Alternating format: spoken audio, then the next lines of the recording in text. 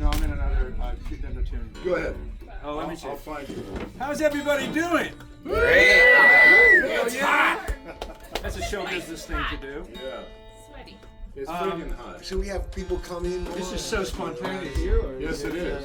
Yeah. It's very lovely that I brought this thing along because we thought just a little sing-along might just go a long way here. Yes. When's the last time or ever we've had a little intimate? Tricia, have I ever played the guitar here? Yes. When? How long ago? Years. I've brought my guitar here for years. Really? Yeah, really. Okay, cool. Okay.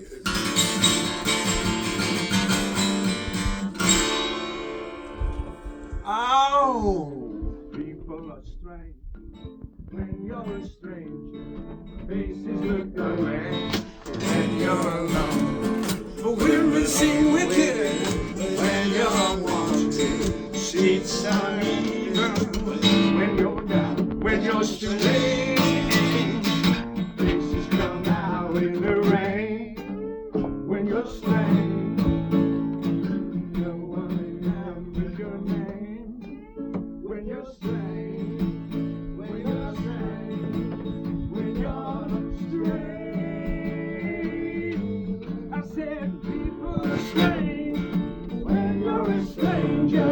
Faces look ugly when you're alone. Women seem wicked when you're unwanted. The streets are uneven when you're down, when you're strange. Faces come out in the rain when you're strange. No one remembers your name when you're strange. When you're strange. When you're strange. Yeah.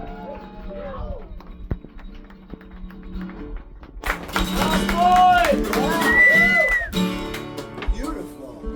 It's a great Nice set. harmony. Right, you know? You pulled it out. Wow. Put it back in. To support you, perfect authenticator. All right. Well, let's see. Since we're going back in time, Let's get back to the. oh God, what? Oh, it's a really interesting story. Well, around the time I wrote Cry Little Sister, I had a phone conversation before I wrote it, and Joel Schumacher was saying, he said, "You know the song, The Streets Have No Name?" And I said, "Yeah." And he said, "I'm thinking that it would be a great idea for another song for you to do after you write the theme song." And he'd not heard the theme song I'd written yet, you know? I said, "Well, let me concentrate on one thing at a time." And then I kept Which listening for a to musician is not easy to do. Right. and it wasn't a popular song at that time. But you know, and Joel's sensibility about music and film was so good. You know, he had a very eclectic taste. You know, so here I was mucking. I've always loved this song.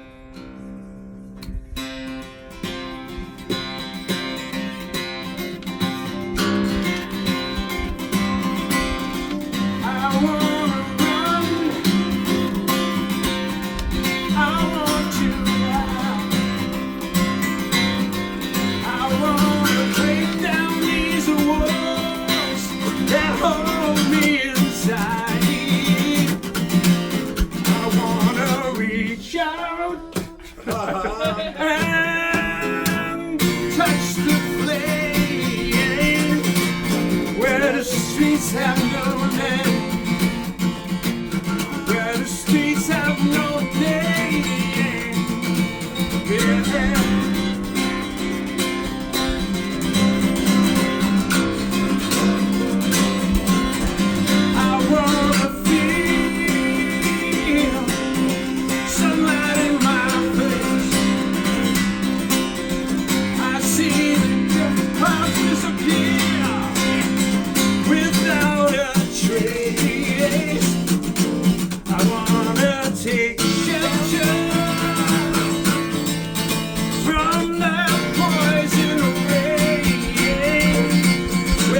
Streets have no name.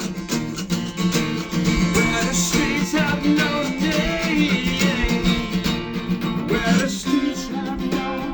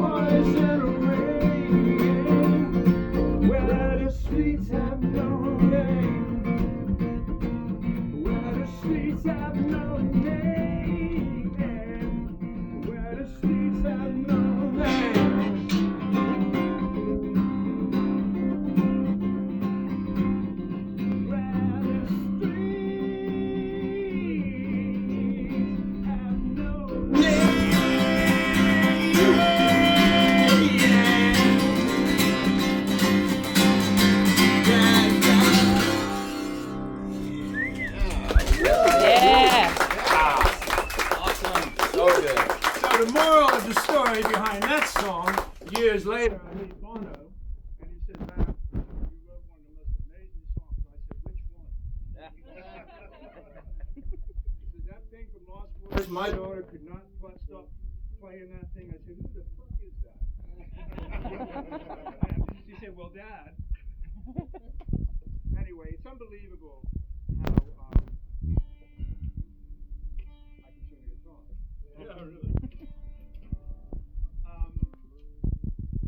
I wrote this song, I've told the story so many times, I thought I should lie about it. But honestly, it was one of those really magical moments in New York when I was living in New York, and Joel called me to, I'd met him before, and he used to come to my gigs, and he was a big fan. And he said, "I'd love you to write the theme song to this movie I'm making called Lost World." And I said, "Okay, that sounds funny." He told me what it was about. And he said, "What about, I said, "When can I see the film?" And he said, "Well, I'm shooting right now." And I said, "What if I sent you a script? Take a look at it. You might get some ideas." And I said, "Okay." I've done about 12 movies at this point, meaning like done music to 12 films. Fast Times at Ridgemont High, All the Right Moves, 16, whatever, all those 80s movies. And so he said, "You know what? I don't want to give you any ideas." I said, "What kind of direction?" He said, "I just want you to do whatever you want to do." That's the worst thing you can ever say to me. Because then I go down this road of like all those things, Miles Davis meets, Chopin or whatever. It's a little inside music. You understand what I'm talking about. Anyway, so I got the script. I read it one night, and I was just so enamored by where horror and humor. Because as a kid, I always loved that kind of stuff, where horror and humor kind of meet in the middle. And so I got up the next morning. I went to my piano, and I started coming along, getting this vibe. And I kind of heard the vibe in my head, but I didn't have to go into the studio. So I had this boom, boom, boom, boom thing going on. I said, "I don't know if that's going to work." And then kind of got the chords to work on the piano. Then went over to the guitar because I couldn't quite get the chorus there yet. Then went back to the piano. And then before I knew it was all coming, it was all formulating. And I went up to my studio. I was living in Greenwich Village. And I went up to my studio on a nice autumn October day. And I started to finish up the lyric and get an idea. And I wrote the thing in about 2 or 3 hours, got the lyric done, and then I started went in the studio and just started putting it together as a demo, and then brought some kids in that night, 4 of them, and if you know anything about recording, we just quadrupled them just to get the vibe of the chorus. Yeah, the "Thou shalt not." And which was very funny. When I wrote the song and I had gotten the chorus down, when I started hearing voices in my head of the "Thou shalt not," I started to laugh. I thought, this is hilarious. I was born a Catholic, right? So I thought that I said, well, this is one way to get back at them. And yeah, it was very magical how it all just came to play in 3 hours. And the demo, I put the kids on, I sang it, and I sent it out to Joel. I'm going and I wrote a note, it was a cassette I sent him, right? I said, "Always be careful of what you wish for." Meaning the request, do what you want. Right. And he got back to me, I so remember the morning. I was in my bed, and I had a hangover, and I don't drink that much, but this night I did the wrong thing. Margaritas 3 times, never did again. So I hear this voice on my answer machine, and it's saying, "Gerard, are you there?" And then he said, "Well," and Keeper was with him. He said, "Pick up." And then I'm hearing 2 voices. Who is this? And I go over. He said, "It's Joel." And I'm going like, "Oh, mate, how you doing?" He said, "You have no," and the song's playing in the background. And I'm going like, he said, "You have no idea how well this is working on set." And I'm going, "No idea." He said, "But you have nailed the theme song to my movie." I said, "Oh, great." I said, and he said, "Can you be in LA in a month's time to, once he said, "I'm going to sign off on this with Warner's and everybody." And so, I had to go over to the shit. But when I got to LA, and they were just putting this together, in the editing stages, and I've told the story to a few people, but my voice was in the beginning of the movie when it's going over the water, with, the beginning of the film. Not quite the beginning, but some of the close to the beginning. And my voice was in there, and I just said, let's take my voice out. It needs to, the song needs to breathe more, and just have the choir. Just let the choir roll. My manager was with me, and of course he went like, "You're committing this fucking suicide," And I'm going like, "No, it's really. I just want to artistically make sense to when it really does make sense in the middle of the film, because it speaks largely then, And tell me if I'm going on a bit too long. Okay. It's the Irish side of me. You seen anybody walk out yet? Yeah. But wait till you hear the end. So anyway, we took it out, and the editor went like this, and I'm going like, so somebody agrees with me here, good. And Joel said, you got a point. You got a point. Let's roll with that. And I said, wow, okay. And he said, but please don't mess with anything else where I put it. I said, believe me, the song needs to be as many places in my film as possible. I said, it's your film. And that's sort of how it became what it was. I don't know how to go any further than that, other than to play the acoustic version. Yeah.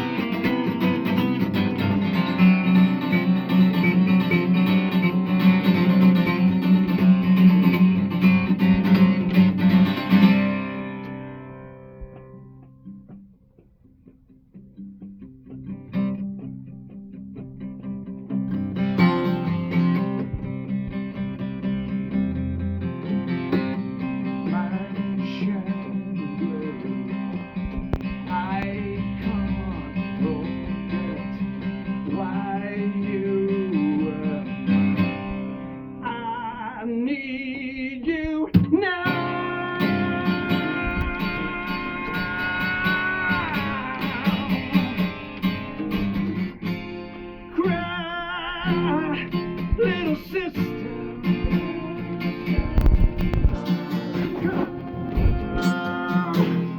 Come to your brother.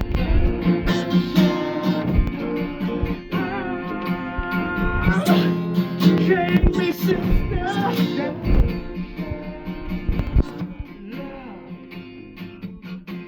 is with your brother.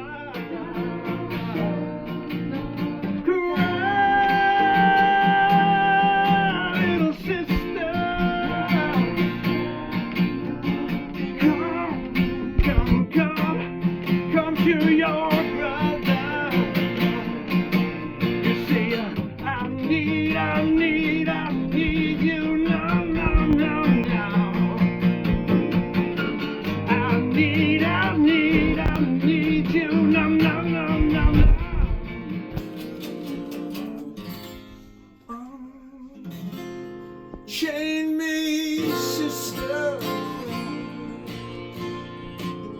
Love is with your brother.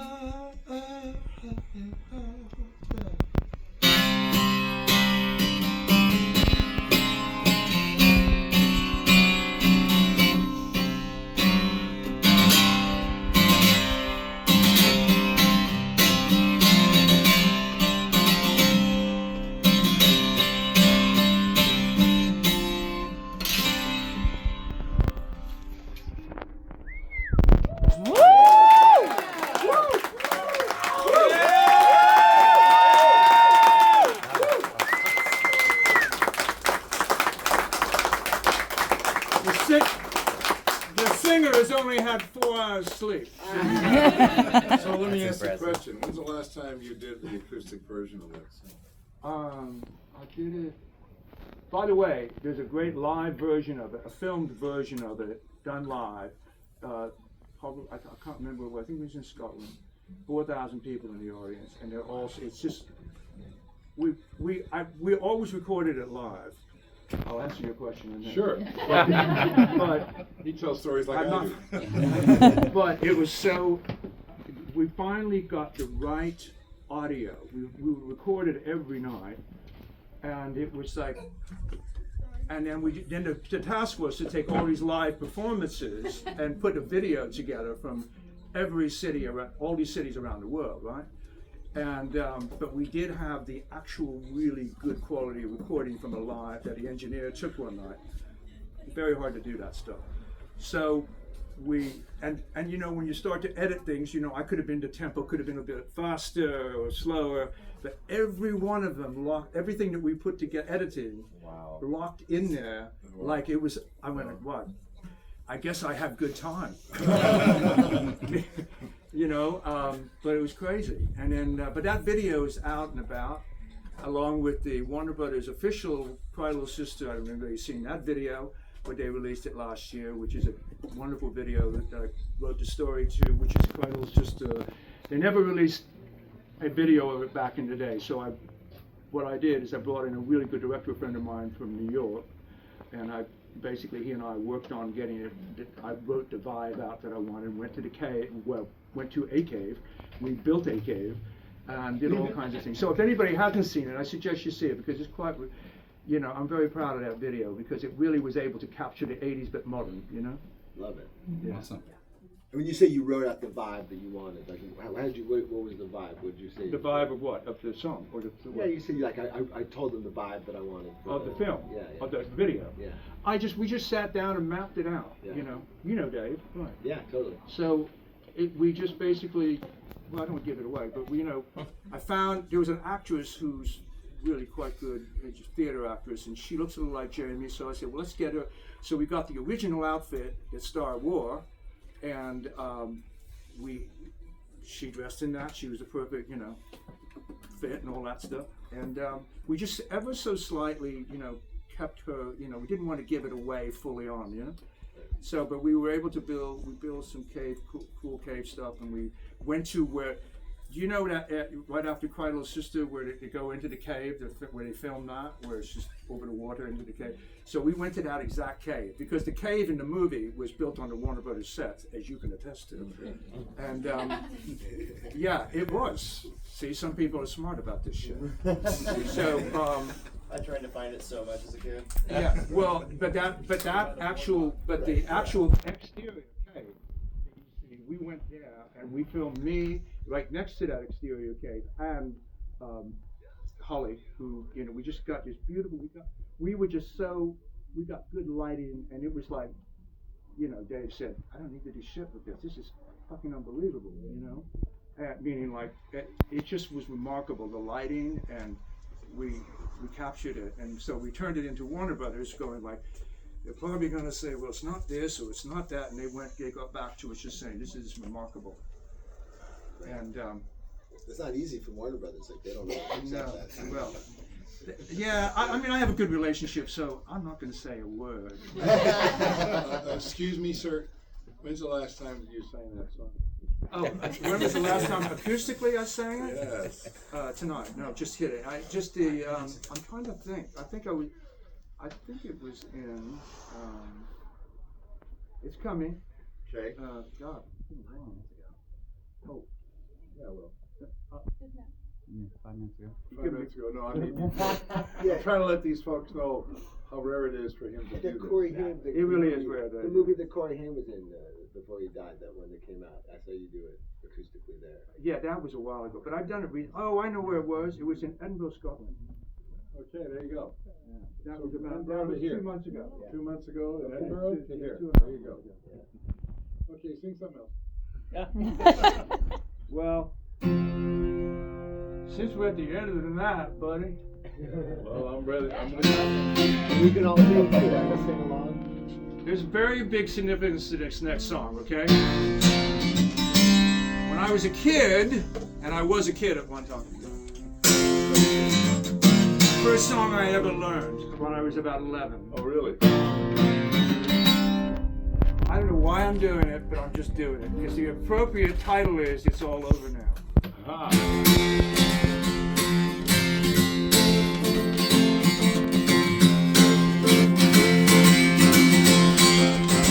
Well, my baby still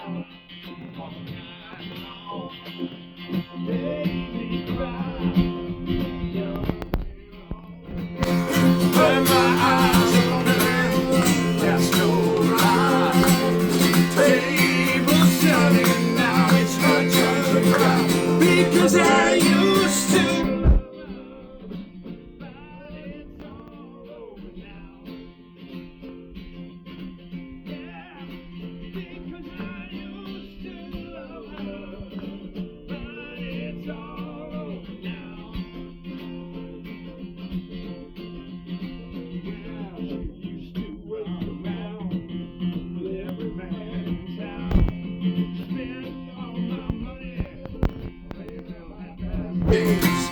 She cried me out, it was a pity how I cried. It was turning now, it's her turn to cry. Because I used to love her, but it's all over now. Hey, yeah. Because I used to love her, but it's all over now. My great ticket, Henry.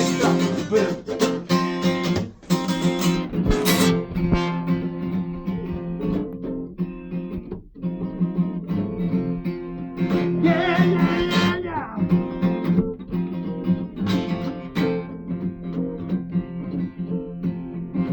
Well, used to wake in the morning, get my breakfast in bed. When I didn't worry, she would ease my aching head. And now she's here there with every man in town, still trying to take me for that same old clown. Because I used to love her, but it's all over now. Yeah. Because I used to love her, but it's all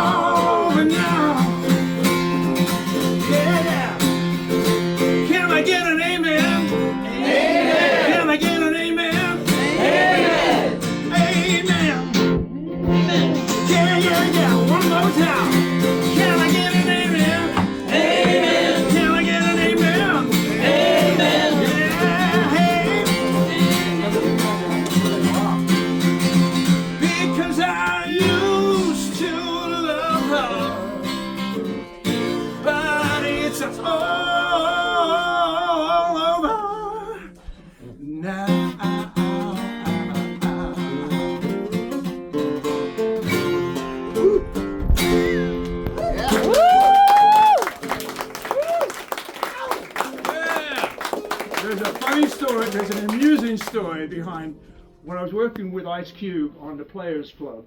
I wrote the main song called "Money Can't Buy the Love," and so we had Casey and JoJo in the studio, who were just fucking singing their asses off, and it was so amazing just hearing that kind of church muscle behind my song, right?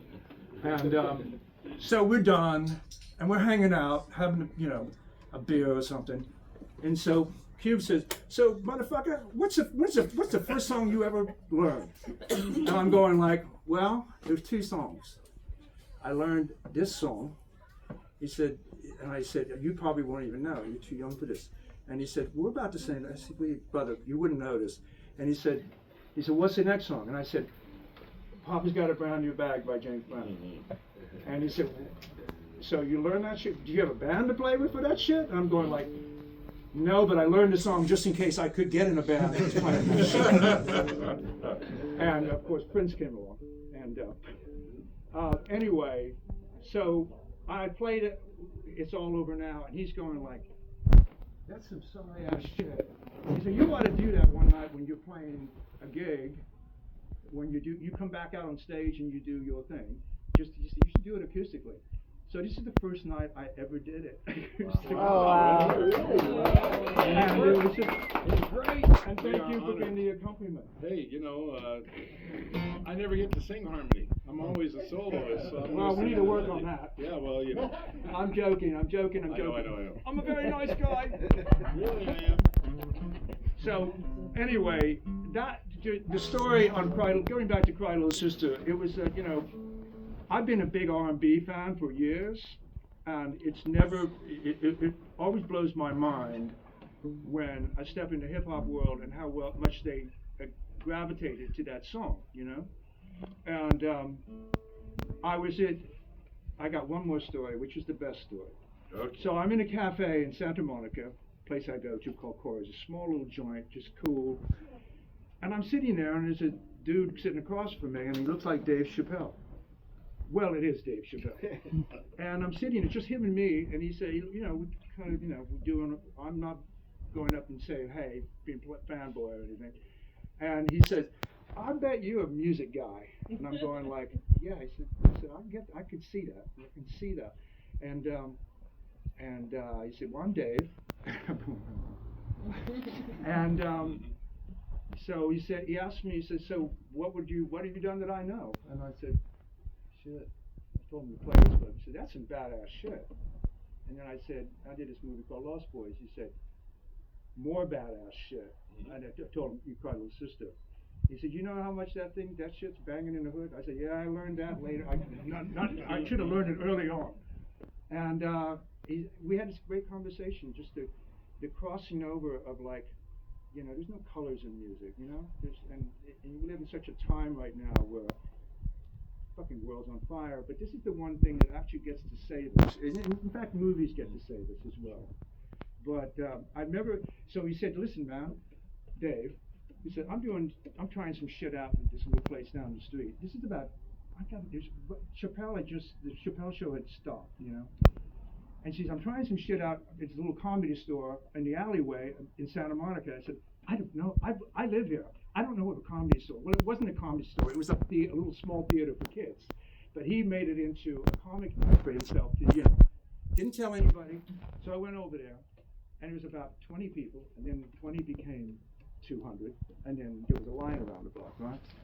And I mean, he killed for an hour. This was the shit he was just writing, okay? For an hour and 40 minutes. And I just said, "Man." He said, "Well, you know what it's like to write a song." And I said, "Yeah, more than an hour and 40 minutes. But anyway, my point being is that I feel so blessed to have been able to work with some amazing artists, from Earth, Wind and Fire to Roger Daltrey of The Who to Robert Plant. And I'm not dropping names here. This is just something I am dropping names, as I was earlier. But there's a point to all of this. It's the song elevated, but you stay doing anything that you really love, and really, there's no holding back passion. And I say this to everybody here, whatever you're doing, whatever your aspirations are.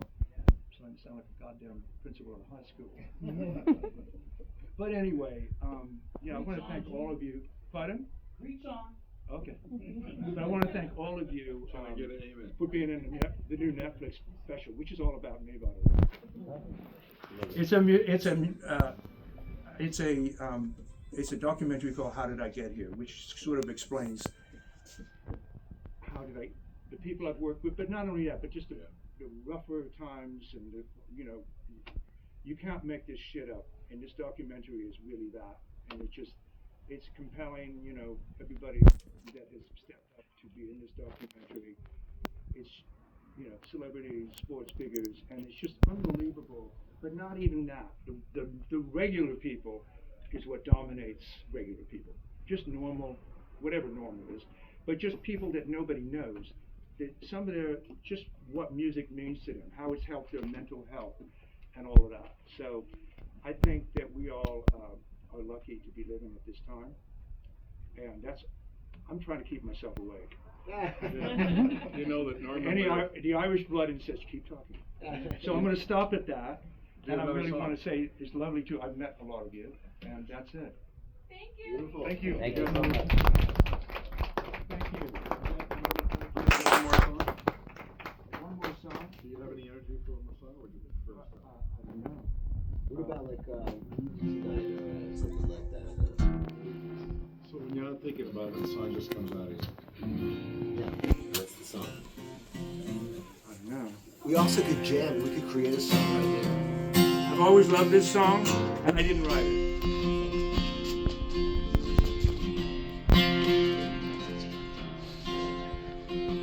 Hope I got the voice for it. I walk along the city streets. You used to walk along with me. Every step I take reminds me of the way you used to be. Oh, how can I forget you then? When there is always something there to remind me. Always something there to remind me.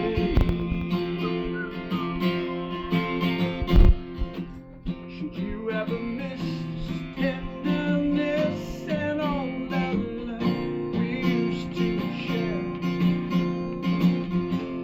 We come back to that small cafe, you know that I will be there. Never forget you then. When there is always something there to remind me. Always something there to remind me. Well, I was born to love, and I will never be free. You'll always be a part of me.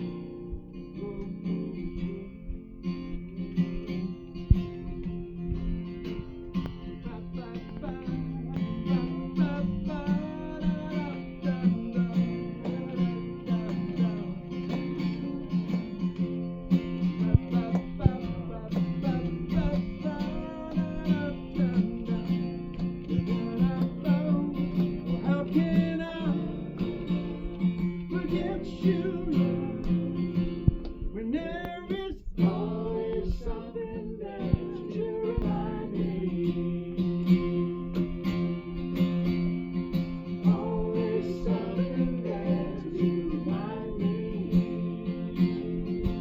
Well, I was born to love you, and I will never be free.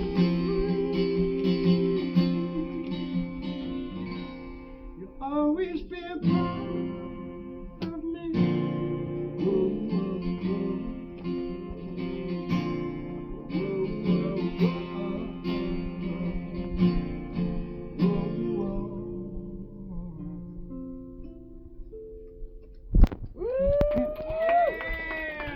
a nice ending there. Thank you. Yeah. Woo! Very Amazing. special. Thank you for sharing who you No, I want to are. go another hour. Okay. I hear you. Make it the electric. Plug it in. I got sunshine. No, we're not doing that. Too pedestrian. Yeah. I figured as much. Well, no, it's a beautiful, great show. It is. Anyway, thanks for letting me ramble on earlier, but I just was trying to make a point because it's such a nice, intimate group about, all our lives, So, thanks for coming down, and I hope to see you when I come back to Santa Cruz to play like another gig, because this was a proper gig. Behind the table, I almost got up here, but I figured, you know what? I want to be on equal ground with my people. Yeah! See, I told you it wasn't all about me.